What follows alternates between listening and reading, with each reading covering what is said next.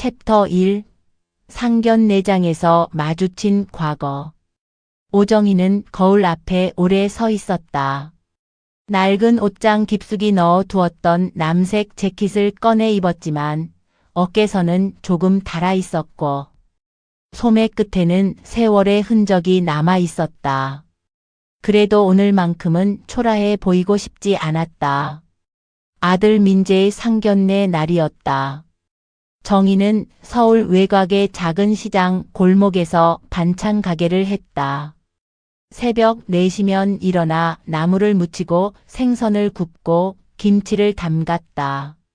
손끝은 늘 마늘 냄새와 고춧가루 냄새가 배어 있었지만 그녀는 그 손으로 아들 민재를 키웠다. 민재는 이제 지역 문화재단에서 일하는 청년 기획자가 되었다. 돈을 많이 버는 직업은 아니었지만 성실했고 사람을 대하는 눈빛이 따뜻했다. 엄마, 준비 다 됐어? 방문 밖에서 민재의 목소리가 들렸다. 정희는 애써 웃으며 대답했다. 응, 다 됐다. 문을 열고 들어온 민재는 어머니를 보자 환하게 웃었다. 우리 엄마 오늘 진짜 멋진데? 괜한 소리 하지 마. 이런 옷 입어도 내 예비 장인 장모님 앞에 서면 얼마나 초라해 보이겠니? 엄마가 왜 초라해? 엄마는 나한테 세상에서 제일 대단한 사람이야. 정희는 그 말에 잠시 눈시울이 붉어졌다. 민재는 늘 그랬다.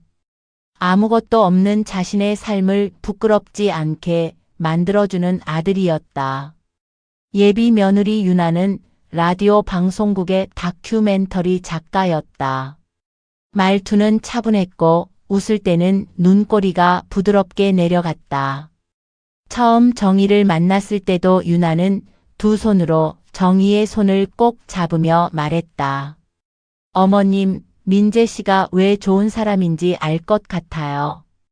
그 말 하나로 정희는 유나를 마음에 품었다. 하지만 유나의 집안 이야기를 들은 뒤부터 마음 한쪽이 무거워졌다. 유나의 아버지 강태호는 유명 방송국 보도국장이었고 어머니 서미라는 살인미술관 관장이었다. 정희에게는 너무 먼 세상의 사람들이었다.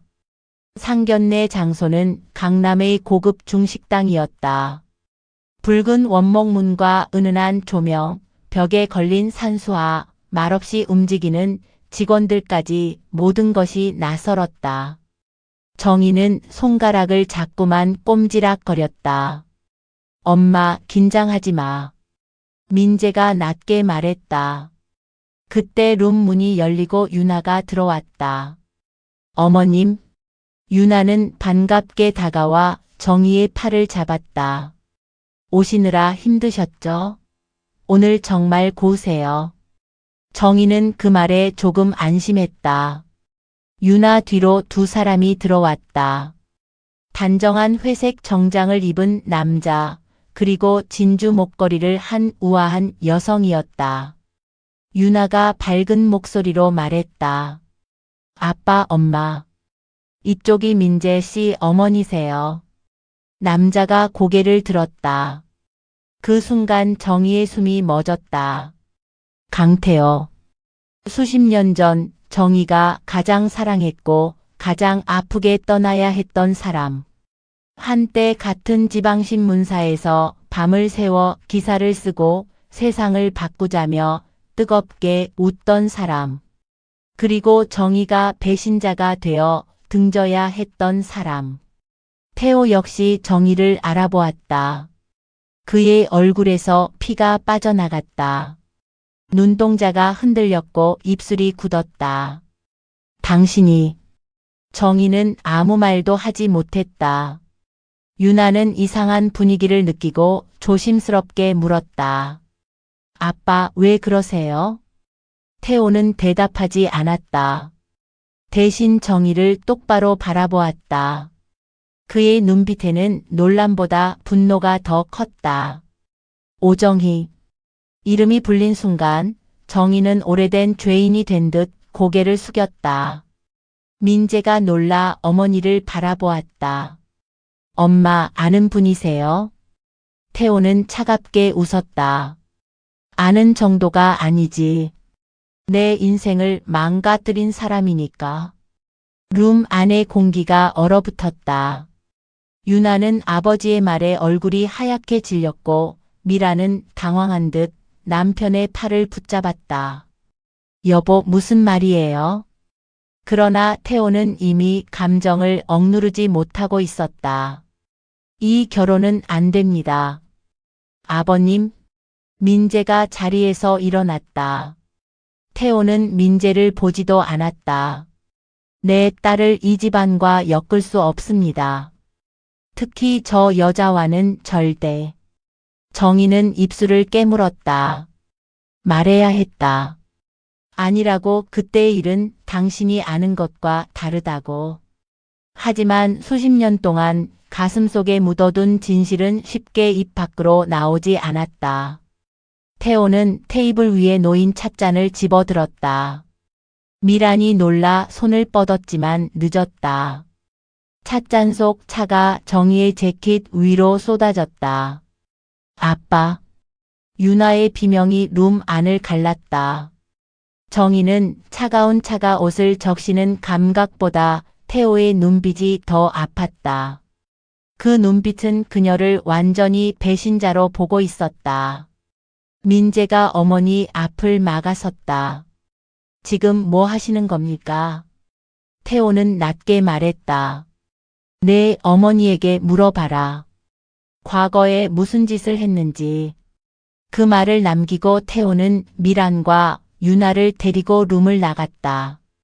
유나는 끝까지 민재를 돌아보았지만 아버지의 손에 이끌려 사라졌다. 문이 닫히고 정희는 젖은 재킷을 붙잡은 채 그대로 주저앉았다. 민재는 어머니의 어깨를 감싸 안았다. 엄마, 대체 무슨 일이야? 정희는 대답하지 못했다. 수십 년 전 묻어두었던 과거가 다시 문을 열고 걸어 나오고 있었다. 그날 밤 집으로 돌아온 정희는 젖은 옷을 갈아입지도 못한 채 부엌 의자에 앉아 있었다. 민재는 한참을 기다리다 마침내 물었다. 엄마, 강태호 국장님이랑 무슨 사이야? 정희는 손끝을 떨었다. 예전에 같이 일했던 사람이야. 그런데 왜 엄마를 그렇게 미워해? 정희는 긴 침묵 끝에 겨우 말했다. 그 사람은 내가 자기를 배신했다고 믿고 있어. 정말 배신했어? 정희는 고개를 숙였다. 그 사람 입장에서는 그렇게 보였을 거야. 민재의 얼굴이 굳었다. 그럼 진실은 뭔데? 정희는 대답하지 못했다. 말하면 모든 것이 무너질 것 같았다. 그리고 무엇보다 자신이 저지른 선택이 아무리 희생이었다 해도 누군가에게는 분명 상처였기 때문이다. 민재야, 유나 씨와의 결혼은 싫어. 민재가 단호하게 말했다. 엄마, 과거 때문에 내가 유나를 포기해야 해? 정희의 눈에 눈물이 고였다. 미안하다. 그 한마디에 민재의 얼굴이 일그러졌다. 나는 유나 없이는 못 살아. 엄마가 뭘 숨기고 있는지 모르겠지만 나한테는 유나가 전부야. 민재는 방으로 들어가 문을 닫았다. 정희는 닫힌 문 앞에 오래 서 있었다. 그리고 그 밤 그녀는 오래전 자신이 선택했던 침묵이 이제 아들의 인생까지 흔들고 있음을 깨달았다. 챕터 2. 사라진 두 사람. 상견례가 깨진 뒤 사흘 동안 집 안에는 말소리가 사라졌다. 민재는 방에서 거의 나오지 않았다. 정희는 방문 앞에 밥상을 놓아두었지만 밥은 식은 채 그대로 남아 있었다. 민재야, 밥은 먹어야지. 안에서는 아무 대답도 없었다. 정희는 문고리를 잡았다가 놓았다. 아들의 마음을 달랠 말이 없었다. 자신이 무슨 말을 해도 변명처럼 들릴 것 같았다. 그날 새벽 정희는 이상한 느낌에 눈을 떴다. 부엌불이 켜져 있었다. 식탁 위에는 흰 봉투 하나가 놓여 있었다. 민재의 글씨였다. 어머니께 죄송해요. 하지만 저는 유나를 포기할 수 없어요. 엄마가 무슨 과거를 갖고 있든 저는 제 인생을 이렇게 끝내고 싶지 않아요. 유나와 함께 잠시 떠납니다. 걱정하지 마세요. 정희는 편지를 손에 든 채 그대로 무너졌다. 민재야. 방문을 열자 방은 비어 있었다. 옷가지 몇 벌과 노트북, 가방이 사라져 있었다. 정희는 정신없이 전화를 걸었다. 민재의 휴대폰은 꺼져 있었다. 유나에게도 전화를 걸었지만 받지 않았다. 시장 골목, 민재가 자주 가던 도서관, 문화재단 사무실까지 찾아갔지만 아무도 민재의 행방을 알지 못했다. 그날 오후 정희의 휴대폰이 울렸다. 모르는 번호였다. 여보세요? 수화기 너머에서 강태호의 거친 목소리가 들렸다.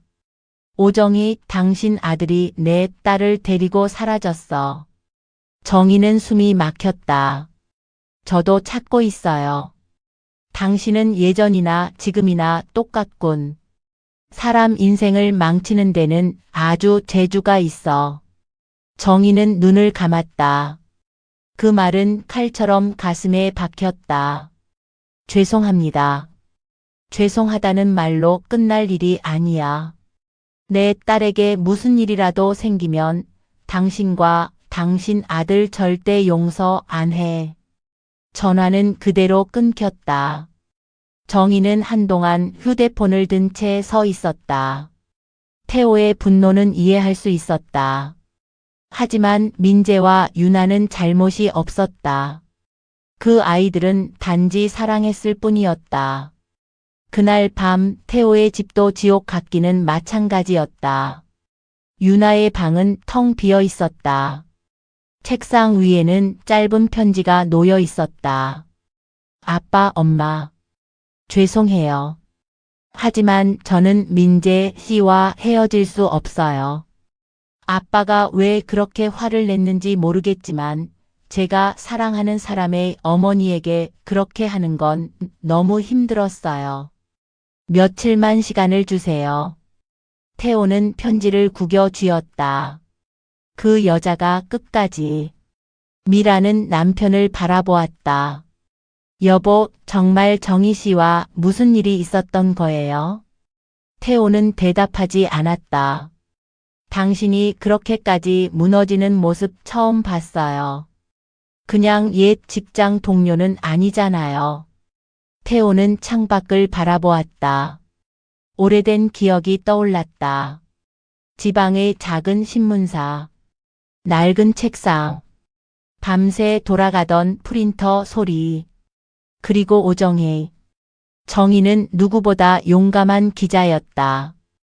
약한 사람의 이야기를 그냥 지나치지 못했고 위험한 취재에도 물러서지 않았다. 태호는 그런 정희를 사랑했다. 두 사람은 함께 진실을 쫓았다. 특히 1998년 겨울 한 대형 물류창고 화재 사건은 그들의 인생을 완전히 바꾸었다. 그 화재로 일용직 노동자 12명이 목숨을 잃었다. 회사 측은 단순 사고라고 발표했지만 태호와 정희는 안전점검 기록이 조작되었다는 증거를 잡았다. 배후에는 지역 유력 인사와 방송사 고위 간부, 그리고 건설 시행사 대표 문기섭이 있었다. 태호와 정희는 특종을 준비했다. 하지만 보도 전날 모든 증거가 사라졌다. 취재 파일은 삭제되었고 제보자는 연락이 끊겼다. 그리고 다음 날 정희는 문기섭 측 기자회견장에 나타나 태호가 증거를 조작했다고 증언했다. 태호는 그날 모든 것을 잃었다. 기자로서의 신뢰, 동료들의 믿음, 정의에 대한 사랑까지. 그는 지방신문사를 떠나야 했고 오랜 시간 바닥을 헤맸다. 이후 악착같이 다시 일어나 방송국에 들어갔고 지금의 자리까지 올라왔다. 그런데 그 정의가 자신의 딸의 예비 시어머니로 나타난 것이다. 그 여자는 나를 팔아넘겼어. 태호가 낮게 말했다.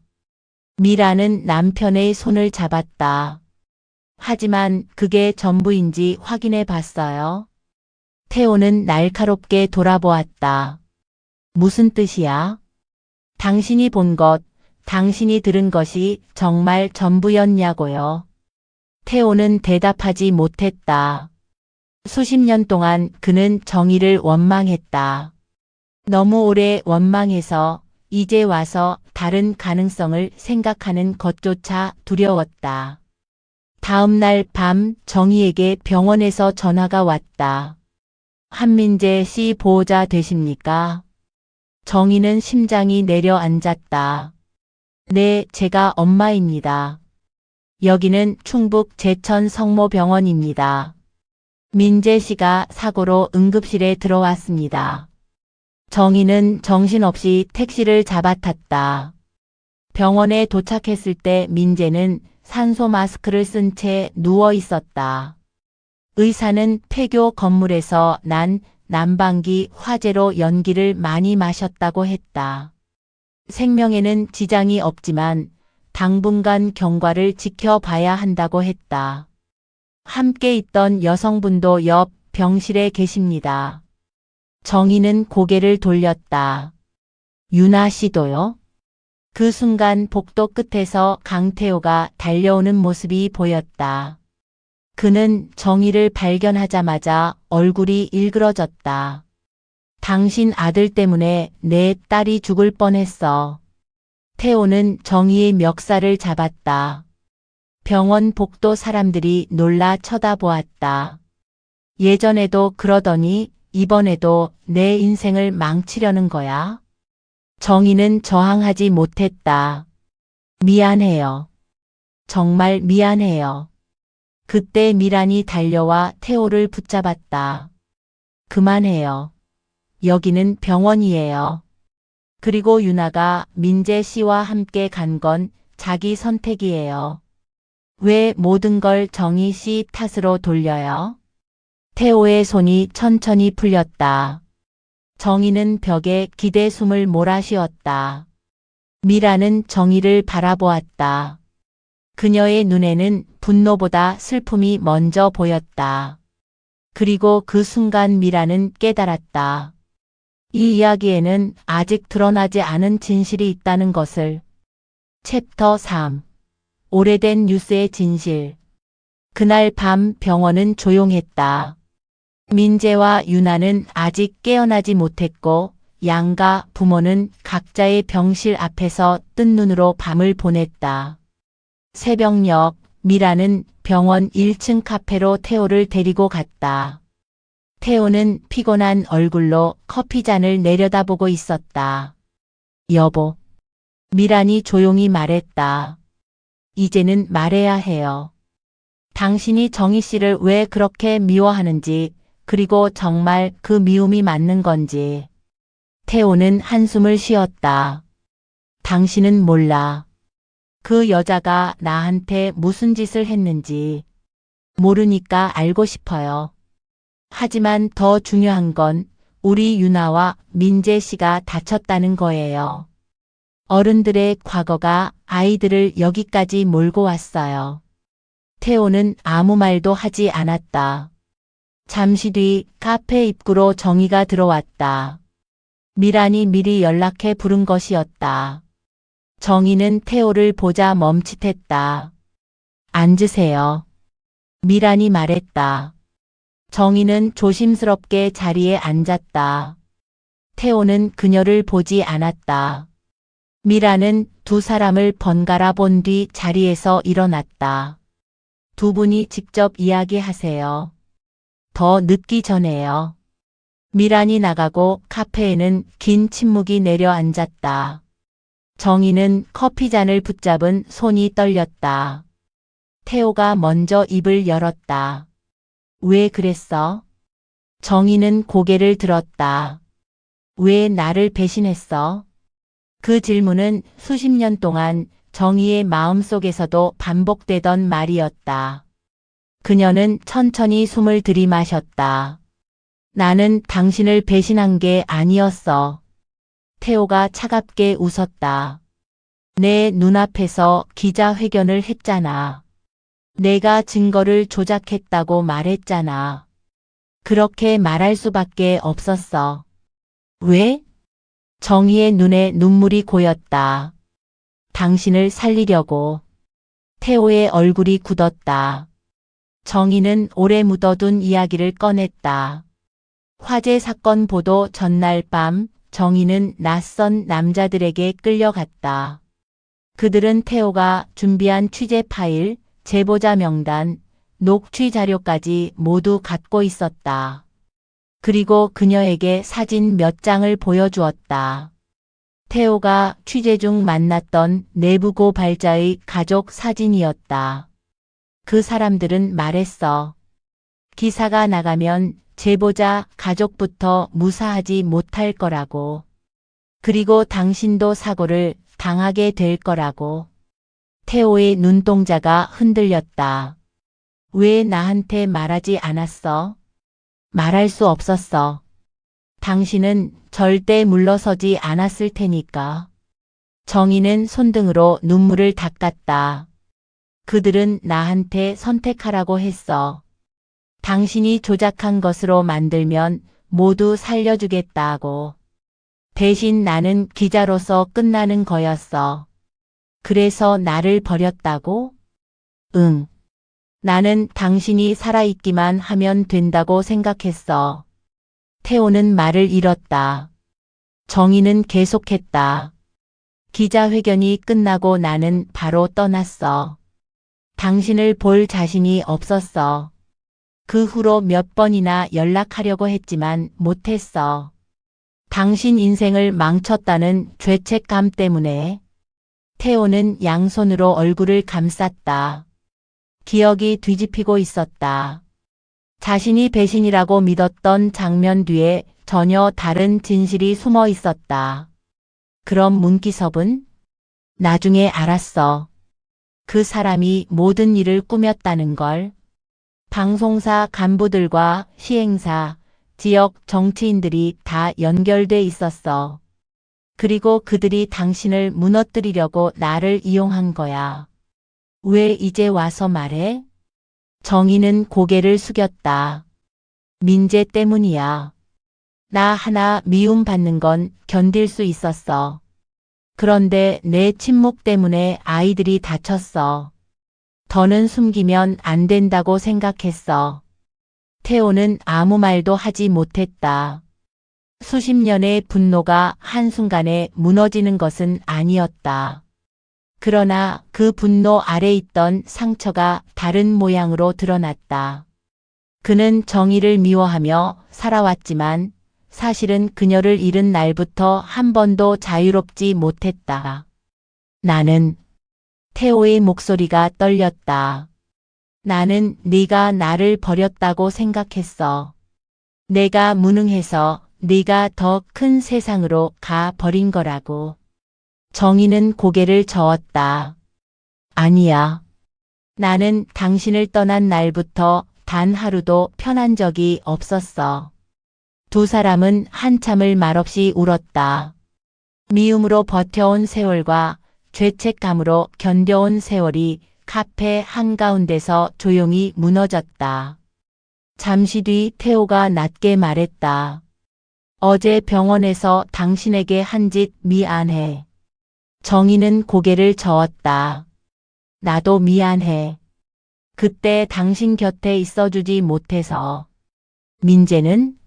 내 친아들은 아니야. 태호가 놀라 고개를 들었다. 정희는 조용히 말했다. 입양했어. 아주 오래전에. 시장 근처 보육원에서 만났어. 처음 봤을 때 아이가 내 손을 놓지 않더라. 그때 생각했어. 내가 누군가의 인생을 망쳤다면 이제는 누군가의 인생을 지켜야겠다고. 태호는 민재의 얼굴을 떠올렸다. 성실하고 따뜻한 청년. 그리고 이상하게도 처음 만났을 때부터 낯설지 않았던 눈빛. 그때 미란이 카페로 급히 들어왔다. 민재 씨가 깨어났어요. 정희는 자리에서 벌떡 일어났다. 태호도 함께 일어났다. 두 사람은 병실로 달려갔다. 민재는 침대에 기대 앉아 있었다. 얼굴은 창백했지만 의식은 또렷했다. 엄마. 정희가 달려가 아들의 손을 잡았다. 괜찮아? 어디 아픈 데는 없어? 민재는 고개를 끄덕이다가 태호를 보았다. 순간 몸이 굳었다. 그러나 태호는 천천히 민재 앞에 섰다. 그리고 뜻밖에도 고개를 숙였다. 미안하다. 민재는 당황했다.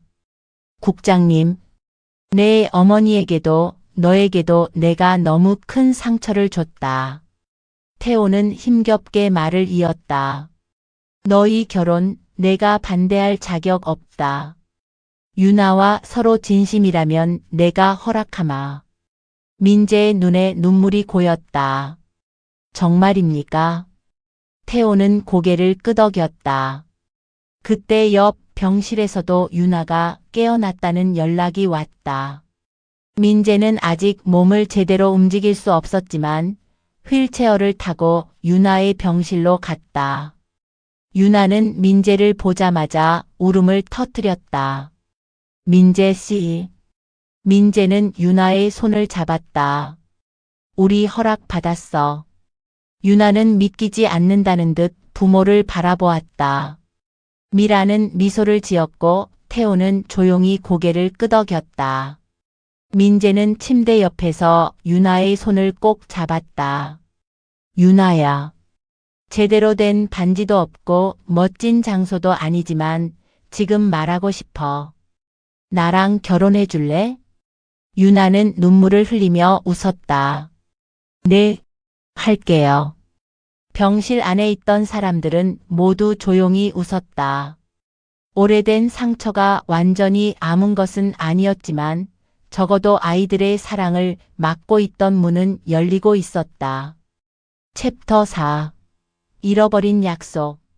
몇 주 뒤 두 가족은 다시 상견례 자리를 마련했다. 이번에는 지난번과 달랐다. 같은 고급 식당이었지만 공기는 차갑지 않았다. 태호는 정희에게 정중히 인사했고 정희도 담담하게 고개를 숙였다. 그동안 마음고생 많으셨습니다. 태호가 말했다. 정희는 조용히 대답했다. 서로 힘든 시간이었지요. 미라는 분위기를 부드럽게 만들기 위해 일부러 밝게 웃었다. 오늘은 좋은 이야기만 해요. 아이들 앞날 이야기요. 유나와 민재는 서로를 보며 미소 지었다. 식사가 시작되고 분위기는 조금씩 풀렸다. 민재는 평소보다 말이 많았다. 그는 태호와 미란에게 자신의 일을 설명했고 앞으로 유나와 어떻게 살고 싶은지도 조심스럽게 말했다. 저는 큰 부자는 못 될지도 모릅니다. 하지만 유나 씨가 쓰고 싶은 글을 계속 쓸 수 있게 옆에서 돕고 싶습니다. 그리고 두 분께 부끄럽지 않은 사위가 되겠습니다. 미라는 흐뭇하게 웃었다. 이미 충분히 좋은 사람이에요. 태호도 민재를 바라보며 고개를 끄덕였다. 처음 봤을 때부터 자네가 이상하게 낯설지 않았어. 민재는 멋쩍게 웃었다. 그런 말씀을 들으니 감사하네요. 잠시 뒤 민재는 물잔을 내려놓고 조심스럽게 입을 열었다. 사실 오늘 이런 자리에서 말씀드려도 될지 모르겠지만 저에 대해 미리 아셔야 할 것 같아서요. 정희는 민재를 바라보았다. 민재가 어떤 말을 하려는지 알고 있었다. 저는 입양아입니다. 식탁 위에 잠시 침묵이 내려앉았다. 유나는 이미 알고 있었기에 민재의 손을 살며시 잡았다. 민재는 담담하게 말을 이었다. 어머니께서 저를 키워주셨고 저는 그것만으로 충분히 행복했습니다. 그런데 결혼을 앞두고 나니 제 뿌리에 대해서도 말해야 할 것 같았습니다. 태호는 민재의 얼굴을 유심히 보았다. 가슴 한쪽이 이상하게 뛰었다. 친부모님에 대해 알고 있나? 민재는 고개를 끄덕였다.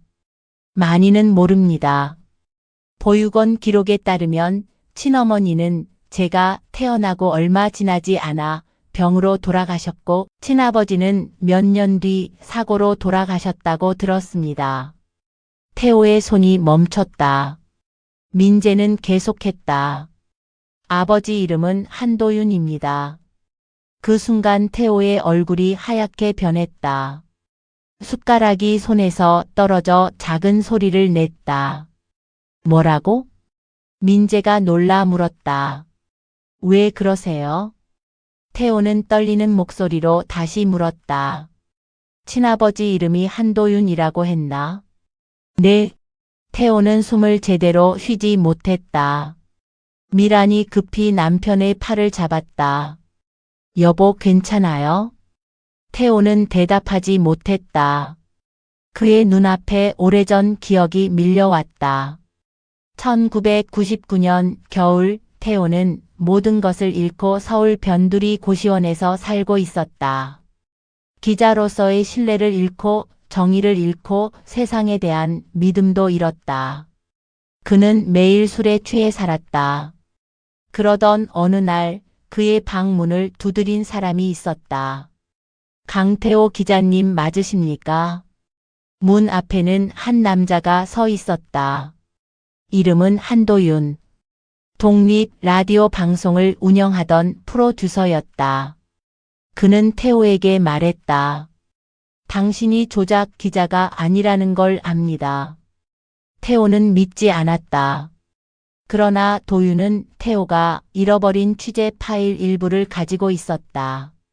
그는 화재 사건의 진실을 계속 추적하고 있었고 정의가 협박받았다는 정황도 알고 있었다. 다시 일어나십시오. 당신 같은 기자가 무너지면 그 사람들이 이기는 겁니다. 도윤은 태호에게 작은 방송국 일을 소개해 주었다. 태호는 그곳에서 다시 마이크를 잡았고 라디오 뉴스 원고를 쓰며 제기했다. 도윤은 태호의 은인이었다. 두 사람은 형제처럼 가까워졌다. 도윤은 아내를 잃고 어린 아들을 홀로 키우고 있었다. 어느 날 술자리에서 그는 태호에게 말했다. 내가 무슨 일이 생기면 우리 아이 좀 찾아봐줘. 이상하게 불안해서 그래. 태호는 웃으며 넘겼다. 쓸데없는 소리 하지 마. 내 아들은 내가 키워야지. 그러나 몇 달 뒤 도윤은 취재 중 의문의 교통사고로 세상을 떠났다. 그의 어린 아들은 친척 집을 전전하다가 어느 순간 행방이 묘연해졌다. 태호는 백방으로 아이를 찾았지만 끝내 찾지 못했다. 그 죄책감은 평생 그의 마음속에 남아 있었다. 그 아이가 지금 눈앞에 있었다. 민재. 태호는 자리에서 일어나 민재에게 다가갔다. 그의 눈에서는 눈물이 흘러내리고 있었다. 내가 너를 찾았어야 했는데. 민재는 어리둥절한 얼굴로 태호를 바라보았다. 무슨 말씀이세요? 태호는 떨리는 손으로 민재의 어깨를 잡았다. 내 아버지 한도윤은 내 은인이었다. 내가 가장 밑바닥에 있을 때 나를 다시 일으켜 준 사람이었어. 그리고 나는 그 사람에게 약속했었다. 무슨 일이 있으면 내가 어떻게든 아이를 지켜주겠다고. 정희도 놀라 말을 잃었다. 자신이 입양해 키운 아이가 태호의 은인의 아들이었다니. 이것은 우연이라고 하기엔 너무나 기이한 인연이었다. 태호는 무릎을 꿇었다. 미안하다, 민재야. 내가 너를 너무 늦게 찾았다. 민재는 당황해 태호를 일으키려 했다. 왜 이러세요? 저는 괜찮습니다. 저는 어머니 덕분에 잘 컸어요. 태호는 정희를 바라보았다. 정희의 눈에도 눈물이 고여 있었다. 결국 내가 지켜준 거구나. 정희는 조용히 고개를 저었다. 저도 몰랐어요. 그냥 아이가 제 손을 잡았고 저는 그 손을 놓을 수 없었을 뿐이에요. 태호는 깊은 숨을 내쉬었다. 수십 년 전 자신을 살린 사람의 아들을 자신이 가장 미워했던 여자가 키워준 것이다. 인생은 때로 너무 잔인했고 때로는 믿을 수 없을 만큼 따뜻했다. 그날 상견례 자리는 눈물바다가 되었다. 그러나 그 눈물은 지난번처럼 모욕과 분노의 눈물이 아니었다. 잃어버린 약속을 다시 찾은 눈물이었다. 챕터 5. 새로운 가족의 이름. 결혼식은 늦봄에 열렸다. 장소는 호텔 예식장이 아니었다. 유나가 원했다. 두 사람이 처음 함께 다큐멘터리를 만들었던 작은 폐교 문화공간. 한때 사고가 났던 그 낡은 폐교는 보수 공사를 거쳐 지역 예술가들의 전시장으로 다시 태어나고 있었다. 여기가 좋아요. 유나는 말했다. 우리가 도망쳐 숨었던 곳이 아니라 다시 시작하는 곳으로 만들고 싶어요. 민재도 동의했다. 그래서 두 가족은 작은 야외 결혼식을 준비했다. 시장 사람들은 정희의 반찬 가게를 대신 봐주겠다며 나섰고 방송국 동료들은 음향 장비를 빌려주었다. 미란의 미술관 직원들은 폐교 마당을 꽃으로 꾸몄다. 결혼식 당일 정희는 새 한복을 입었다. 거울 속의 자신은 더 이상 초라해 보이지 않았다. 세월은 얼굴에 주름을 남겼지만 그 주름은 부끄러운 것이 아니었다. 견뎌낸 시간의 증거였다. 민재가 다가와 어머니의 옷고름을 살펴주었다. 엄마, 오늘 정말 예뻐. 정희는 웃었다. 너 장가 가는 날에 엄마가 울면 안 되는데 벌써 눈물이 나네. 울어도 돼. 오늘은 좋은 날이니까. 정희는 아들의 얼굴을 쓰다듬었다. 민재야, 네가 내 아들이어서 고마웠다. 엄마. 아니, 오늘은 꼭 말하고 싶었어. 내가 너를 키웠다고 생각했는데 사실은 네가 나를 살렸어. 너 아니었으면 나는 오래전에 무너졌을 거야. 민재는 정희를 꼭 안았다. 나도 엄마가 내 엄마라서 살았어. 그 모습을 멀리서 태호가 바라보고 있었다. 그는 조용히 다가와 정희에게 고개를 숙였다. 고맙습니다. 민재를 이렇게 키워주셔서. 정희는 담담하게 웃었다. 이제 우리 모두의 아이잖아요. 태호는 그 말에 고개를 끄덕였다. 결혼식이 시작되었다. 유나는 하얀 드레스를 입고 미란의 손을 잡고 걸어왔다. 민재는 눈시울이 붉어진 채 그녀를 기다렸다. 바람이 운동장 위를 부드럽게 지나갔다. 줄에는 없었다. 대신 두 사람은 서로에게 직접 편지를 읽었다. 유나가 먼저 말했다. 민재 씨, 우리는 참 많이 돌아왔어요. 어른들의 상처 속에서 길을 잃기도 했고 사랑만으로는 모든 것을 이길 수 없다는 것도 알게 됐어요. 하지만 당신과 함께라면 어떤 진실도 피하지 않고 마주할 수 있을 것 같아요. 민재는 유나의 손을 잡았다. 유나 씨, 나는 내가 어디에서 왔는지 오래 몰랐습니다. 그런데 이제 알게 됐어요. 사람은 피만으로 만들어지는 게 아니라 지켜준 손길과 기다려준 마음으로 만들어진다는 걸요. 당신과 함께 그런 가정을 만들고 싶습니다. 하객들 사이에서 조용한 박수가 흘러나왔다. 태호는 주머니에서 낡은 녹음기를 꺼냈다. 오래전 한도윤이 쓰던 것이었다. 도윤의 유품 중 하나였다. 그는 결혼 선물로 그것을 민재에게 건넸다. 내 아버지가 쓰던 거다.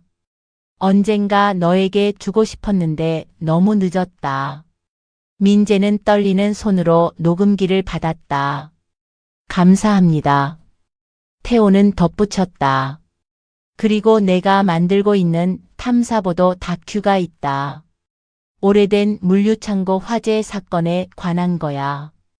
이제는 진실을 세상에 내보내려고 한다. 내 아버지 한도윤, 그리고 정희 씨가 지키려 했던 진실까지. 정희의 눈이 흔들렸다. 이제 와서요? 태호는 고개를 끄덕였다. 늦었지만 해야 합니다. 그게 내가 당신에게, 도윤 형에게, 그리고 나 자신에게 할 수 있는 마지막 사과입니다. 몇 달 뒤 방송국에서는 특별 다큐멘터리 오래된 뉴스의 약속이 방영되었다. 방송은 큰 반향을 일으켰다. 과거 화재 참사의 은폐 의혹, 정의가 협박받았던 정황, 한도윤의 죽음에 남아있던 의문까지 세상에 드러났다. 이미 많은 시간이 흘러 법적 책임을 모두 묻기에는 어려움이 있었지만 적어도 진실은 침묵 속에 묻히지 않았다. 방송 마지막에는 민재의 목소리가 흘러나왔다. 저는 진실을 직접 겪은 세대는 아닙니다. 하지만 그 침묵이 다음 세대의 삶까지 흔들 수 있다는 것을 배웠습니다. 그래서 우리는 말해야 합니다. 누군가를 미워하기 전에 그 사람이 왜 침묵했는지 들어야 한다고. 정희는 반찬가게 작은 TV 앞에서 방송을 보았다. 시장 사람들은 함께 울었다. 방송이 끝난 뒤 태호에게서 전화가 왔다. 봤습니까? 정희는 조용히 웃었다. 네, 이제야 오래된 빚을 조금 갚은 것 같네요. 태호는 잠시 침묵하다 말했다. 정희 씨, 우리도 이제 과거가 아니라 현재를 살죠. 아이들의 부모로 좋은 사돈으로. 네, 그렇게 해요. 시간은 흘러 민재와 유나에게 딸이 태어났다. 아이의 이름은 도희였다. 한도윤의 도와 오정희의 희를 따온 이름이었다. 처음 아이를 아는 태호는 한참 동안 말을 하지 못했다. 도윤 형이 보면 좋아했을 텐데. 정희가 말했다. 보고 있을 거예요. 미라는 아이의 작은 손을 바라보며 웃었다. 이 아이는 참 많은 사랑을 받고 태어났네요. 정희는 고개를 끄덕였다. 한때 그녀는 자신의 삶이 실패했다고 생각했다.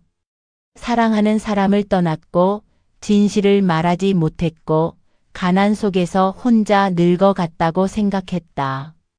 그러나 지금 그녀 앞에는 아들, 며느리, 손녀, 그리고 새로운 가족이 있었다.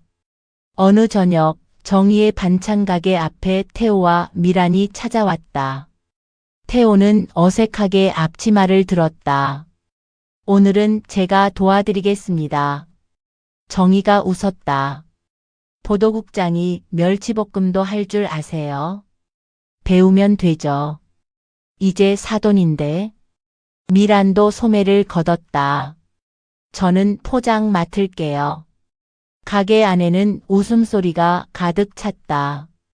민재와 유나는 아이를 안고 들어왔고 시장 사람들은 도희를 보며 한마디씩 축복을 건넸다. 정희는 문득 가게 유리창에 비친 자신의 모습을 보았다. 오래전 상견례 날 낡은 거울 앞에서 초라함을 걱정하던 여자가 떠올랐다. 그때의 자신에게 말해주고 싶었다. 괜찮다고. 너는 실패한 것이 아니라고. 올해 돌아왔지만 결국 사랑은 다른 모습으로 돌아온다고. 정희는 도희를 품에 안았다. 아이가 작은 손으로 그녀의 손가락을 잡았다. 오래전 보육원에서 민재가 그녀의 손을 놓지 않았던 것처럼 정희는 조용히 속삭였다. 고맙다.